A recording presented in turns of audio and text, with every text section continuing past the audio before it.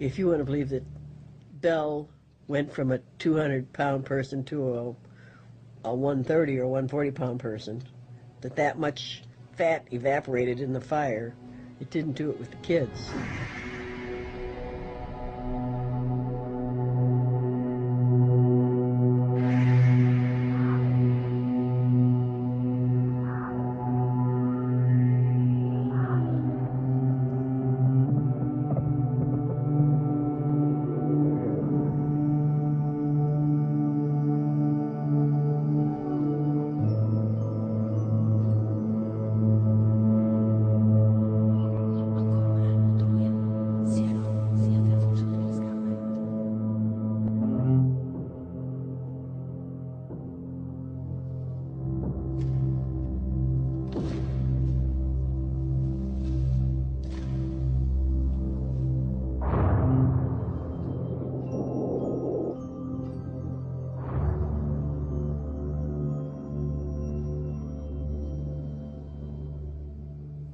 He was packaged like he was dressed out like a hunted animal, like a deer.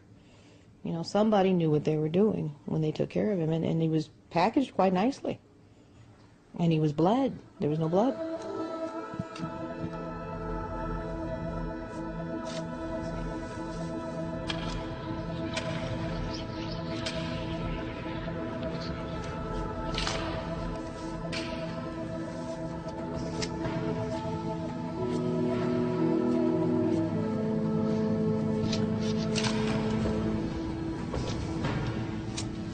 They think they found the hearts of 35 to 40 different people.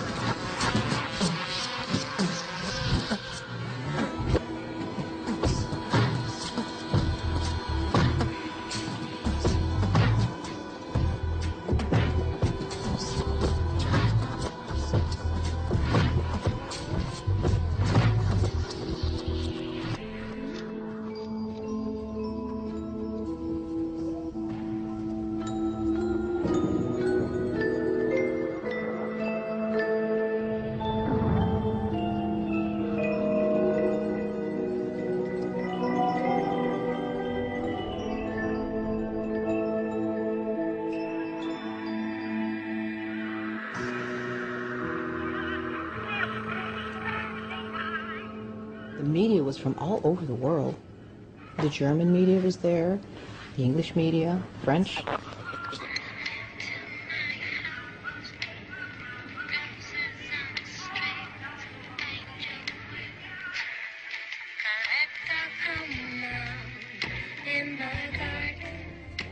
And hundreds and hundreds of people would come down. The rose on a string once behave, was it not a flame, what once was. Back then they were all dressed up. Ladies had parasols, and they going right to where they had the graves, and there were people watching them dig. So I sleep with a white heart, once red and unbroken, I keep it apart. He said it was like a circus scene, and they were selling food and beverages. It's like, boy.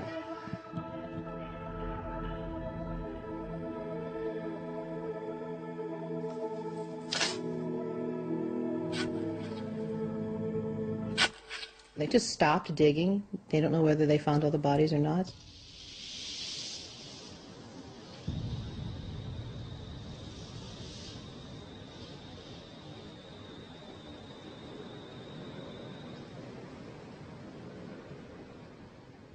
People had Belle sightings. They were always saying they saw her in the yard looking for something, or...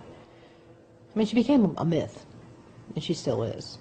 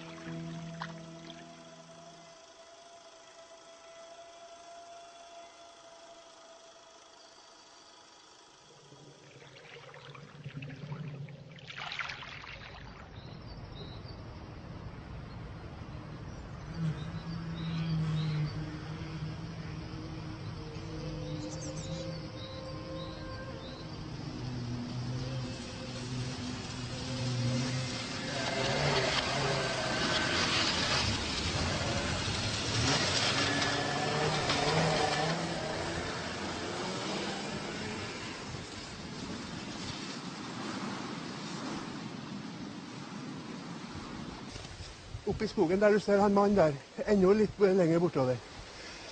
Så kanskje ikke den... Altså gikk det, vi må kjøre opp bakken her og en 400 meter, 300 meter kanskje.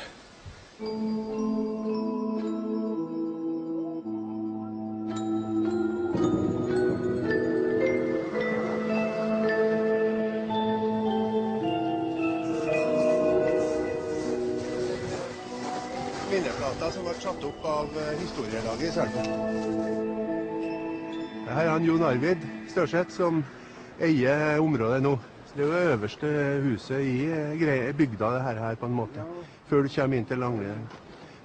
Det mange som kommer og besøker det stedet her, eller? Nei, det har vært en del akkurat I det siste. Du må komme tilbake og ta noen sommerbilder, vet du, fordi at det litt bedre å se da, området. Ja, det det.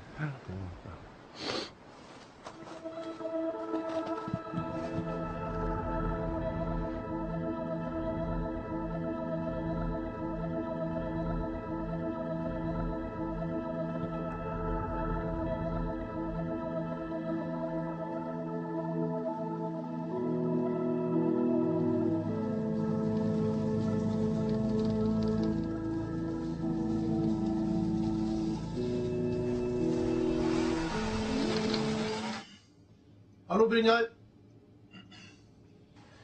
Det det lille huset, det det brønnehuset det, vet du. Så vi sto jo omtrent her vi da, ikke sant, når vi var oppe der. Hei, ja.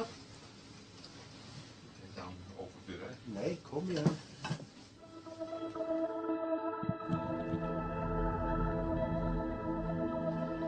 Det så langt tilbake I tid, her det ingen annen enn hun som har ansvaret for. Slekta kan ikke belastes for det her. Dess mer noe her kommer frem, det blir en dokumentar på TV2, ikke sånn?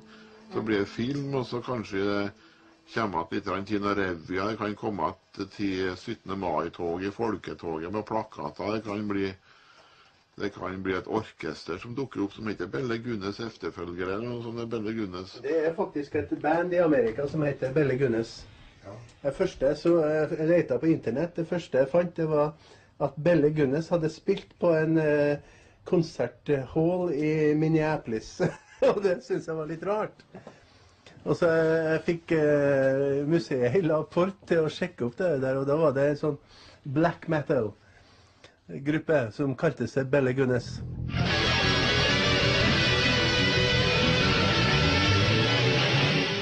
Og det også et ølmerke I La Porte som kalt opp etter Belle Gunness. Belle Gunness Stout.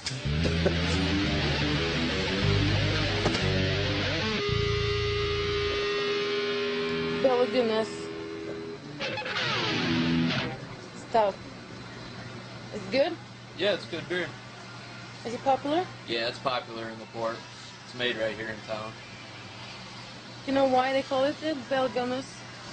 Just because of the story of Belle Gunness, serial killer.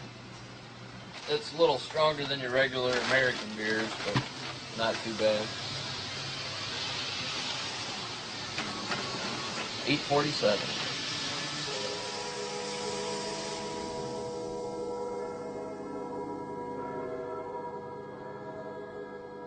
Så vokste opp I ei uthule som klasetid. Belle Gunness.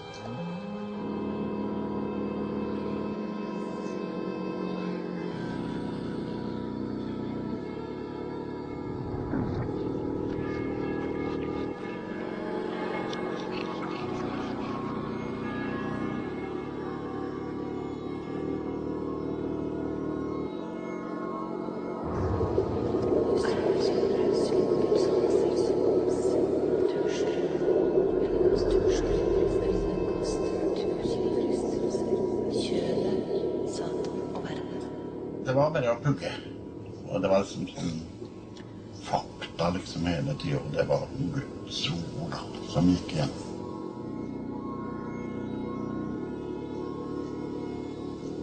Ja, 1865 så har det aldri vært så mye folk I Selden. Det var 5400 det. Da var plassene for små. De klarte ikke å livnære seg på plassene sine.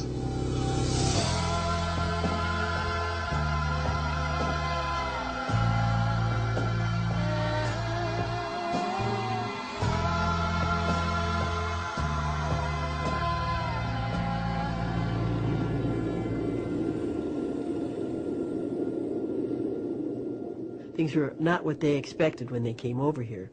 Oftentimes, I think letters were sent over from here to Norway that said it was better here than it was.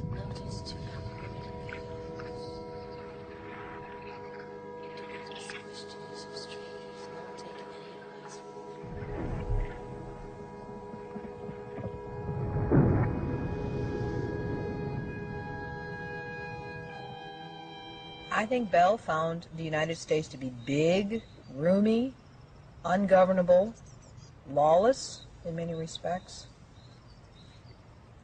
so varied in people that nobody paid attention to her, that it was a good venue for what she wanted to do.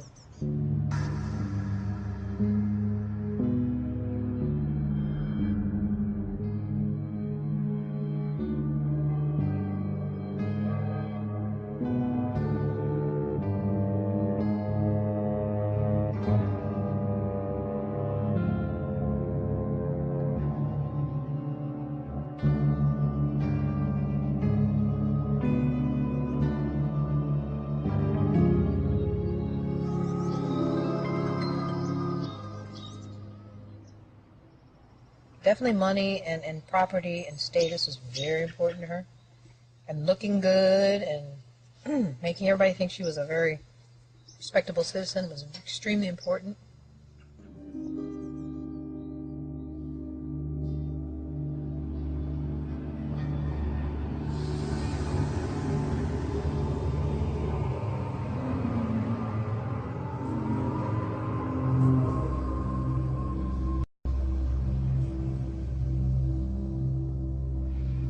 I think she liked doing things that would not be traceable, that people wouldn't come back and talk about.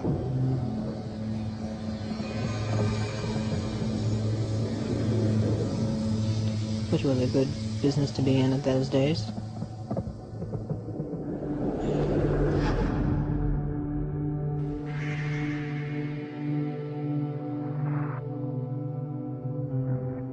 Her sister, she had the sister that brought her over from Norway. Her sister said she never had any children of her own.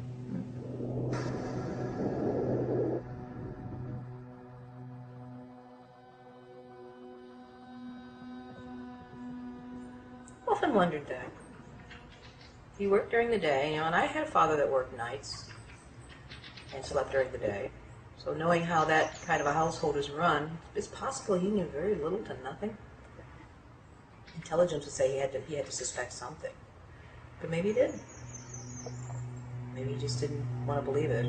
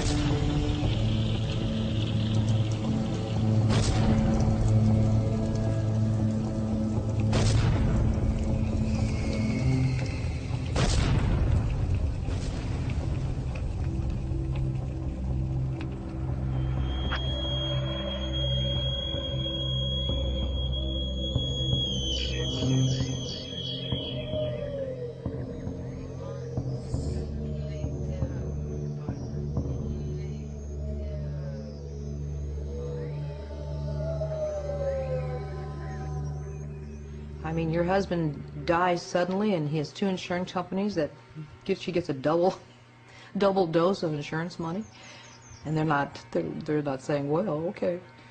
I don't know how she did that. Was she that charismatic, or was she that hysterical? Did she scream and cry and carry on and frighten everybody? I don't know. I'd love to know.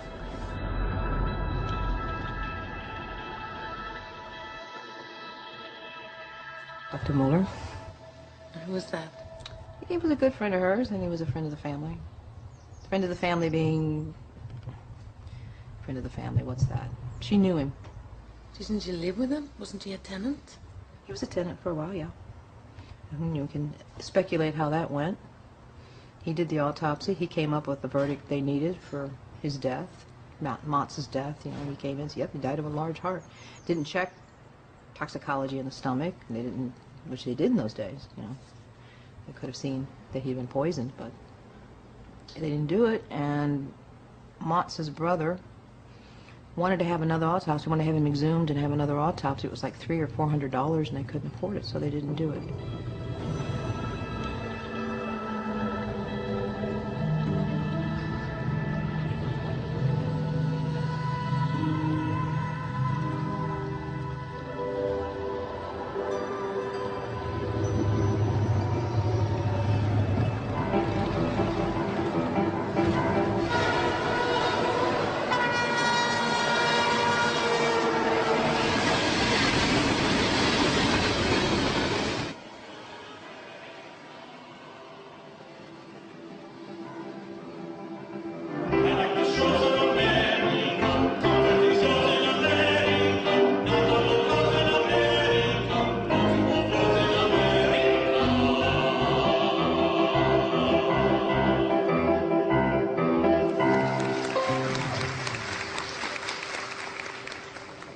Belle Gunness brought a lot of attention to LaPorte many years ago, and so it was good for LaPorte in many ways, but also a lot of people don't like the attention of Belle Gunness because of the fact that she killed a lot of people.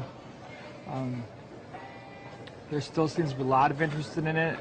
She was in the Guinness Book of World Records for many years, and so that really helped to put LaPorte on the map as well.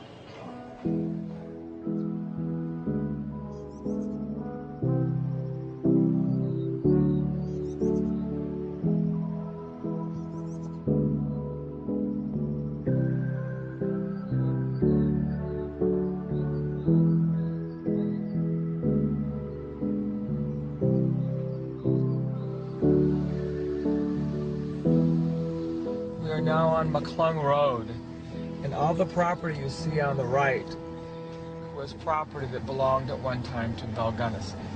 It was part of her farm.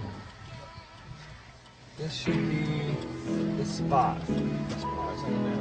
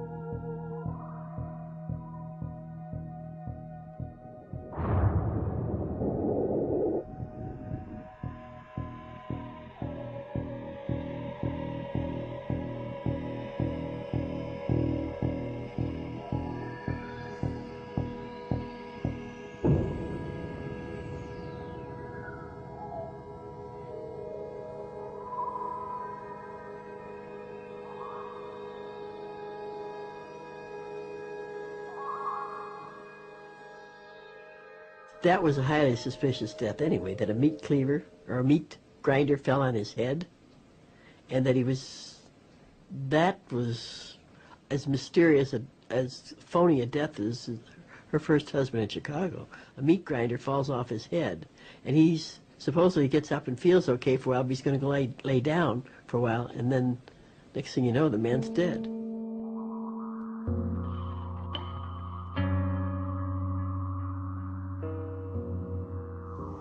But see, they couldn't prove anything.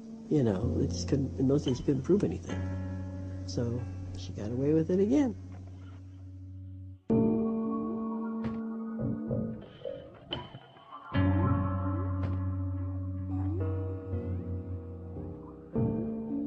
The Gunness family thought that Belle was going to come after this young girl that was still living, and they thought they even saw her in a neighborhood by their house.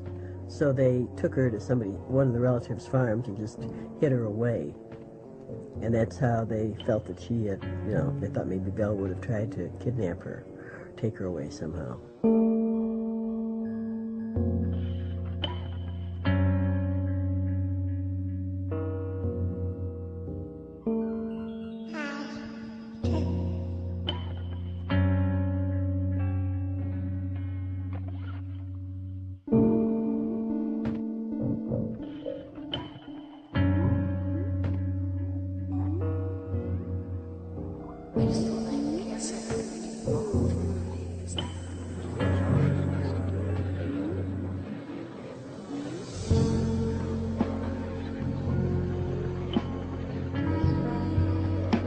I mean, she was clever. If you've read any of her letters, oh.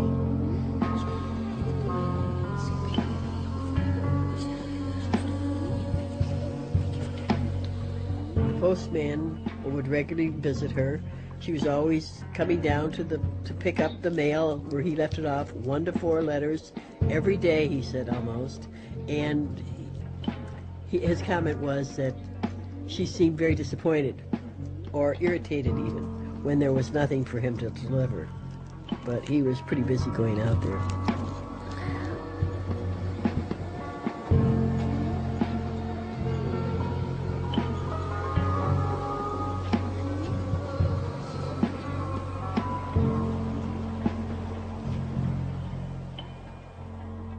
She didn't kill them right away. Meet them at the train station, take them up to the house, feed them lovely Norwegian food, and give them the whole homey thing. And the men were like bachelors, are like, oh my God, this is wonderful. She was exactly what she said she was in these newspapers. She was the owner of a 40-plus acre farm by herself. She had a very small mortgage. She had goats. She had pigs. She had pretty, for a single woman, you know, she was a pretty good catch, with the exception that she was a little hefty. But anyway, they came out here. She said, bring all your money. And they didn't sometimes. They were looking, you know, too. But I tell you, they spent one night with Belle, they went back, and they got their money.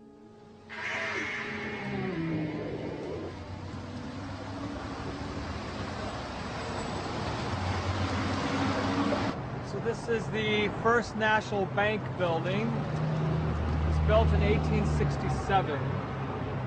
And this was the bank where the victims of Belle Gunness brought their money deposited in her account, this bank. And it's now a French restaurant called Café L'Amour. Isn't it ironic? The Café L'Amour, the cafe of love. And she lured these victims here for, was it for love or for money? I think it was for money. And when she was ready to get rid of them, evidently she poisoned their food and then would go up in the night and hit them in the head with a hammer. A normal procedure.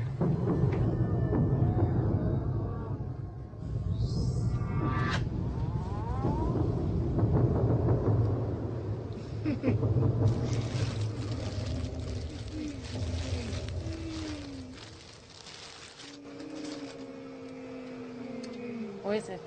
Well, this is a skull, and right here it says, found in outhouse, which is like the privy, on Gunness Farm.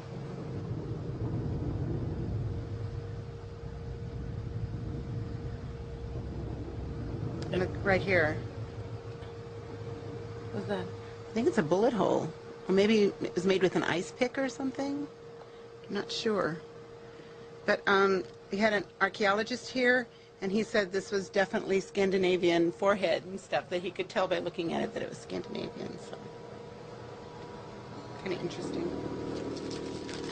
Don't you know who it is? Nope. We don't know who it is.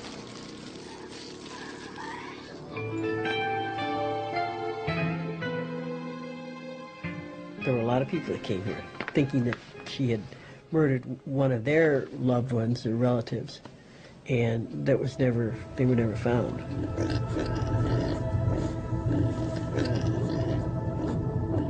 Well, I don't know what parts she fed to them, or which people she fed to them. She was very famous for the sausages, wasn't it? That's right. Yeah. Yeah, she was. All the people of LaPorte think about that.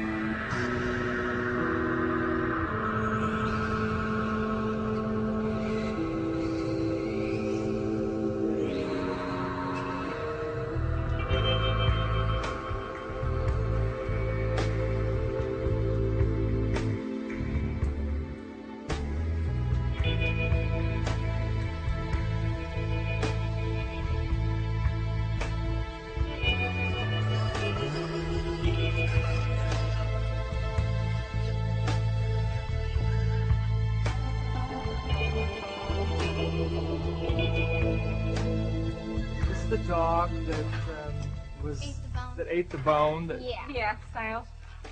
Styles? He ate the bone. And is eating garbage right now. Styles. Come here. This is the dog that ate the bone. That He's 2 years old. dug up on the property. He's actually 2 years old. That's why he's so small.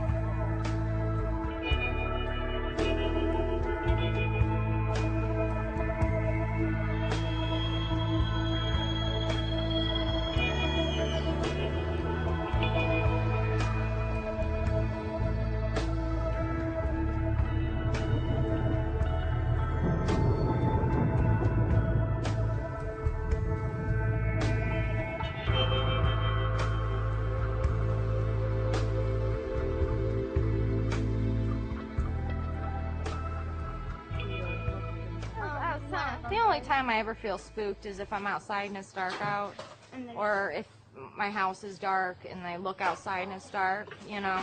Just the whole, you know, you have in your head what happened here, you know. So you kind of, you look outside and you say, you know, I'd pee on myself if I saw something walking through my yard, you know. That wasn't an animal or real human. I'd be like, oh, okay, so then I don't look outside for very long. And I've had 2 people, well, 3 people so far have to leave the basement because they felt sick.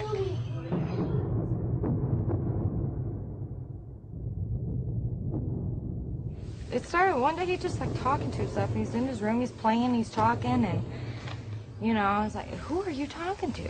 And he was like, the ghost. And I'm like, there are no such things as a ghost. He's like, yeah, Mom.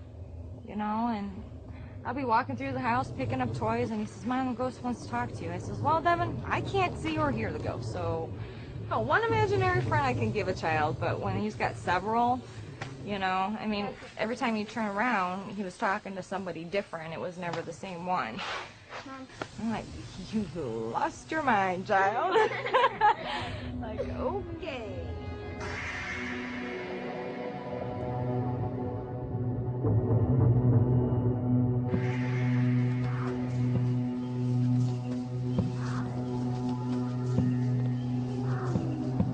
Kind of scary, rather frightening.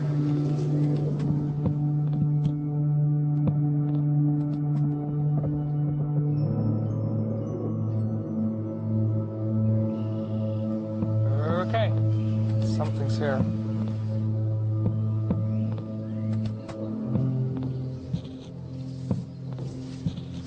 Still crossed. Still crossed.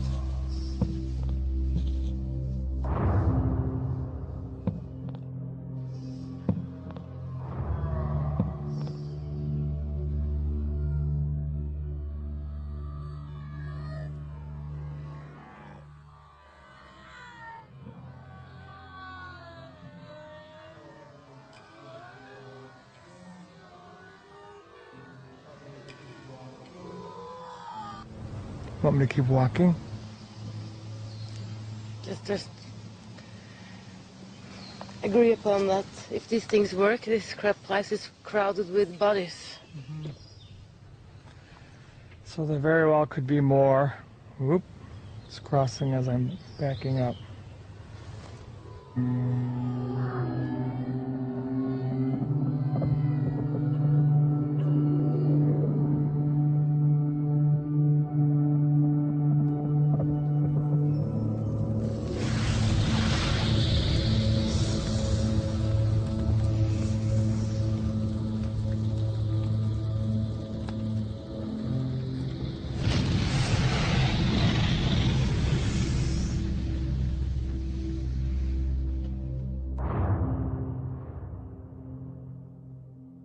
This was, by the way, a presidential election year at this time, to 1908.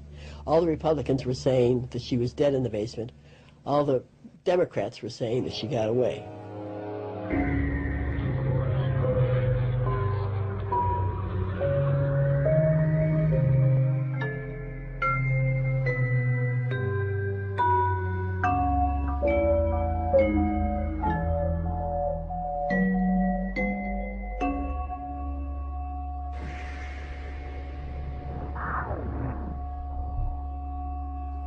head was never found.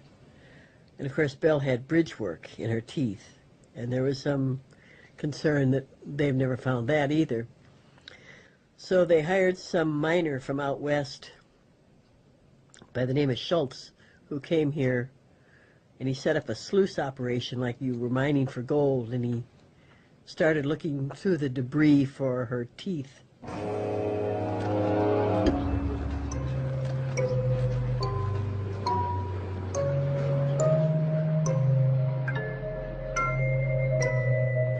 And then this bridge work was found, and they took it to this doctor. His name was Dr. Norton, a dentist. And he said, yes, that was the work that he had done for Belle.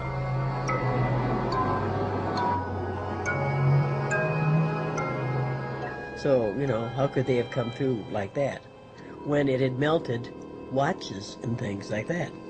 How did these teeth do this? They said he was out west somewhere and they couldn't reach him. So the person that found the teeth could never testify.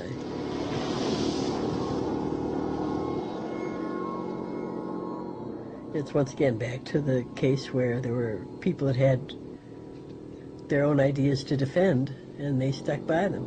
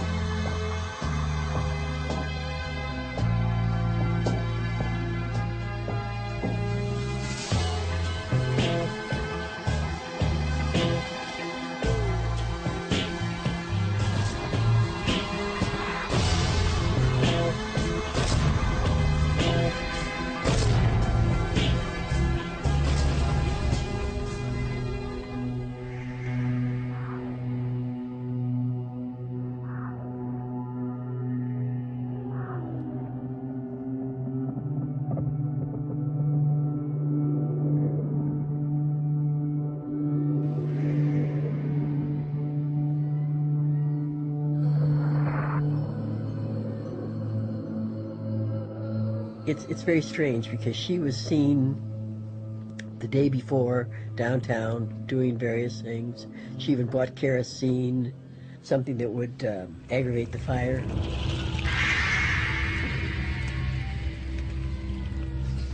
Back the night that she killed her kids, she had bought them presents and oranges and fed them a special dinner, and they played games. A Red Riding Hood game where the wolf gets Red Riding Hood and she was supposed to be clapping her hands. Joe Maxson gave that testimony.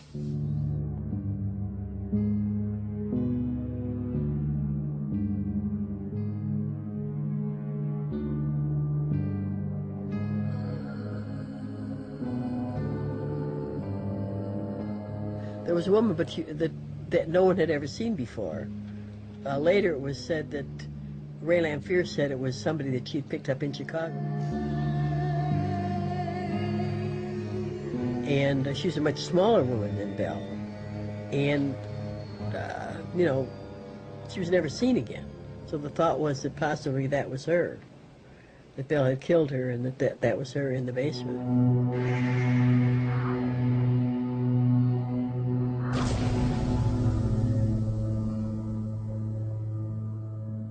Belle tried to get Ray Lamphere, her ex-handyman, declared insane.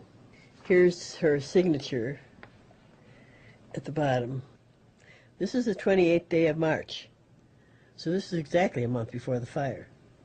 She said that he was silent, quiet, melancholy, restless, seclusive, dull, profane, filthy, and intemperate. She answered no to cheerful, violent, deaf, deformed, hysterical, and blind.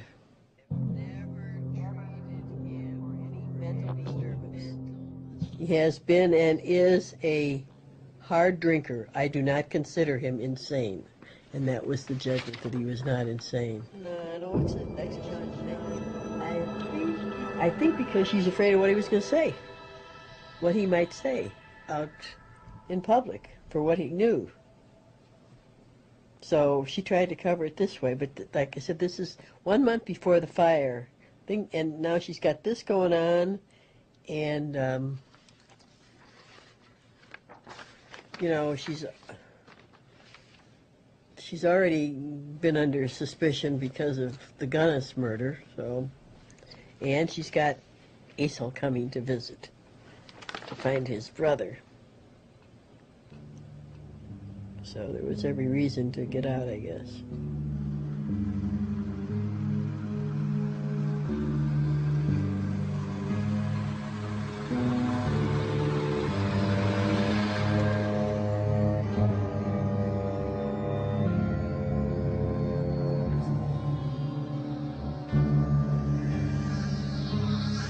And I don't think she could have done it without Smuts or somebody. I really don't. I just don't see how you could do all that. And run a farm and then hide it from the children. And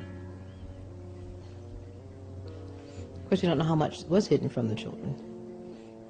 The one little girl went to Sunday school and said, "My mama hit my papa with a meat cleaver, don't tell a soul." So I thought, well, that's not hidden.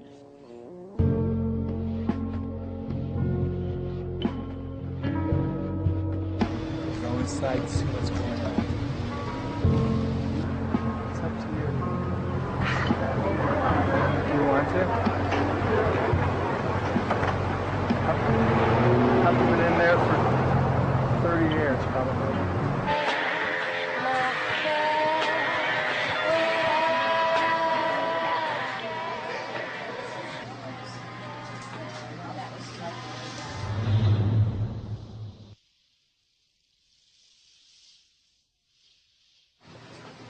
I was raised in LaPorte, and as I was 10, 11, 12 years old, I used to go down and below the courthouse there, and one day someone told me to read that, and it's real dark and damp down there in that courthouse, and there I read all about Belle Gunness, and to this day I remember all about that, and now LaPorte's famous for that. Well, it's not famous, but that's all I got to say.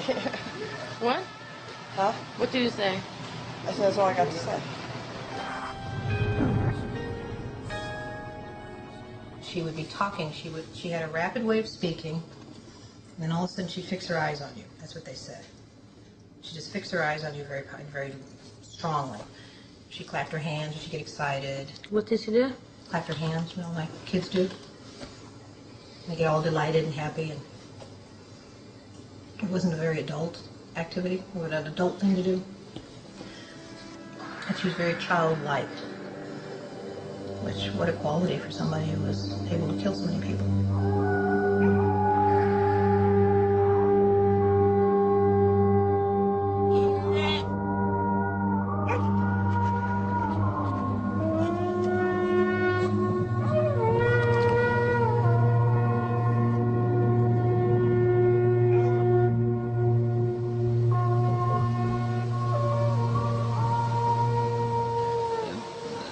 Alle de her som flyttet ut fra så trange kår, de måtte tjenestegjøre for å skaffe seg penger til en billett over til USA. Og uten at de brukte 3-4 år å tjenestegjøre og la seg opp noen kroner, så har ikke de nubbsjans til å komme seg over Atlanteren. Så de var rett og slett nødt til å gå ut i tjeneste.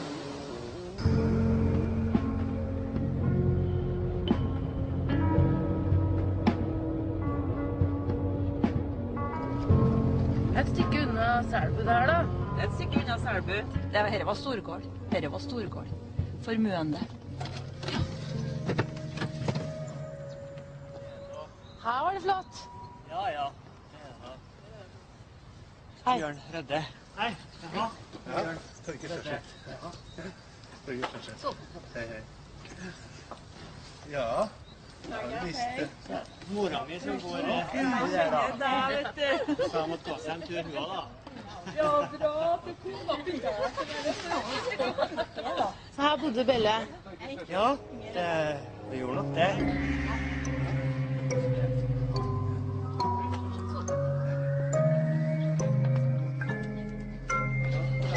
Det var liksom tausloftet der, skikkelig. Det tausloftet her.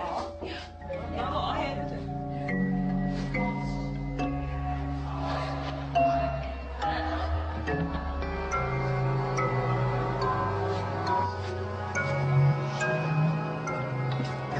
tenk på hvor mange skritt som gått i den trappa her. Og her har hun Belle Gunness gått opp altså ganske mange ganger. Og hun har vært med på å slitte ned de trinnene. Du ser hvordan nedslitt de Så jeg skal få med et bilde av trappa der hun Belle Gunness gikk opp.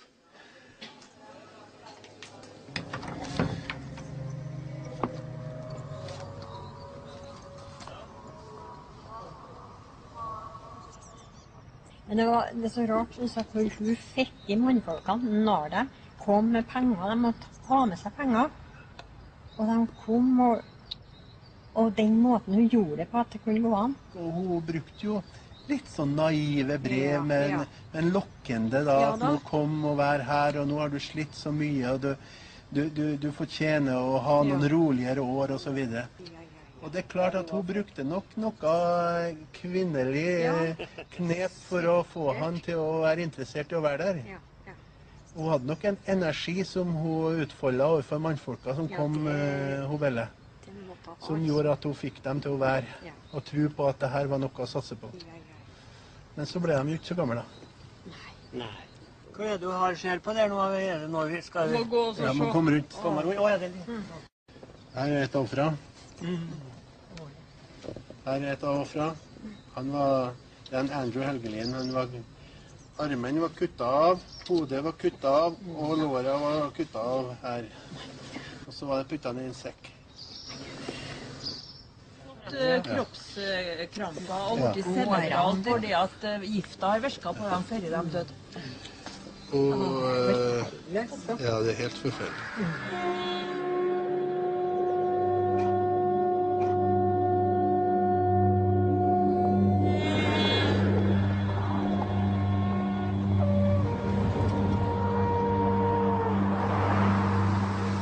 Jeg har bare hørt at hun ble sparket I maven på en fest, og at hun etter en hard diskusjon med en mann fra Selbu.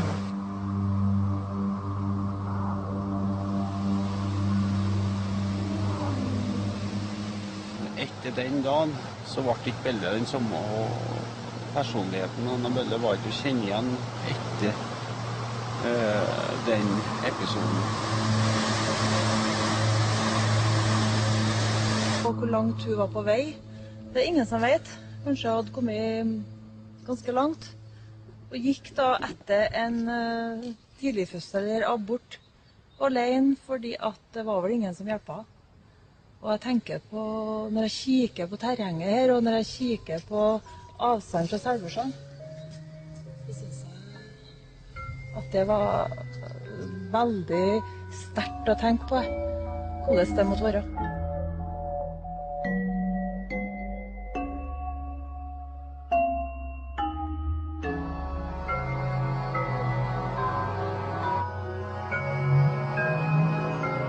At det var en sønn på en storgård fra Selbu. Og da det vel det her med respekten for ei husmannsdatter var vel sikkert ikke så veldig stor.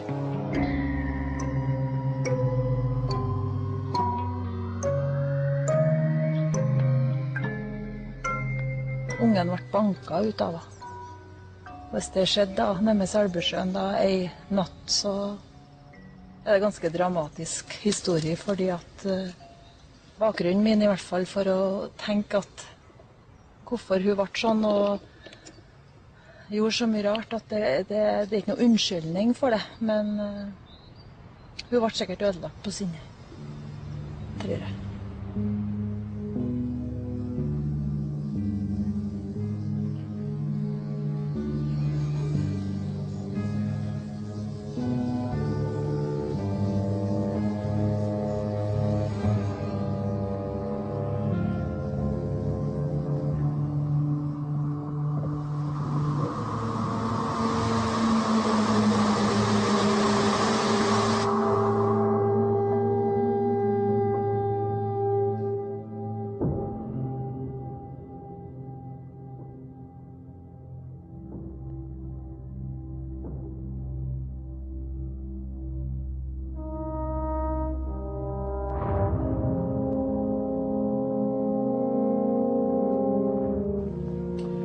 I feel honored that Belle Gunness is our most famous citizen.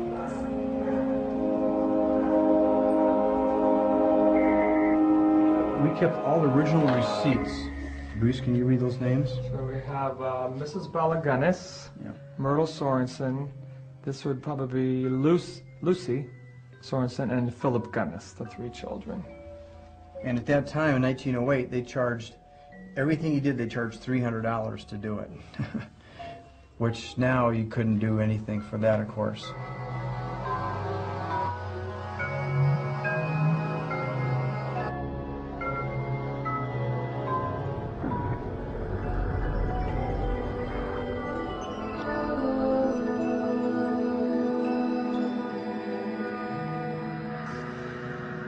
I didn't really make up my mind to what I thought had happened to her until right at the end.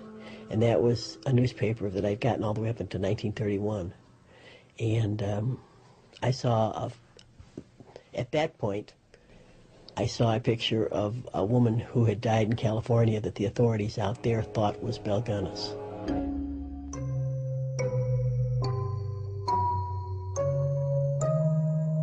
She had been arrested for murdering a man out there, and she was in jail, but she had tuberculosis, and she died.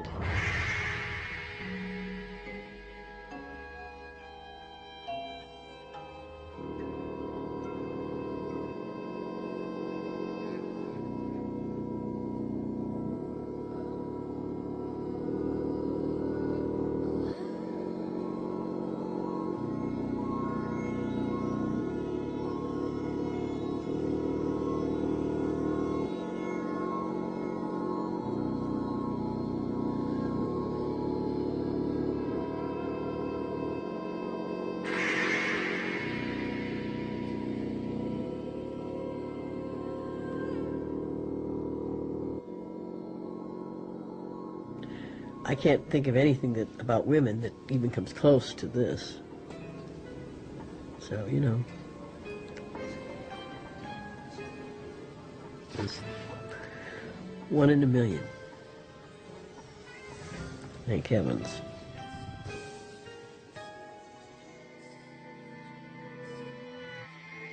So I sleep with a white heart, once red and unbroken. I keep it apart, keep our love unspoken.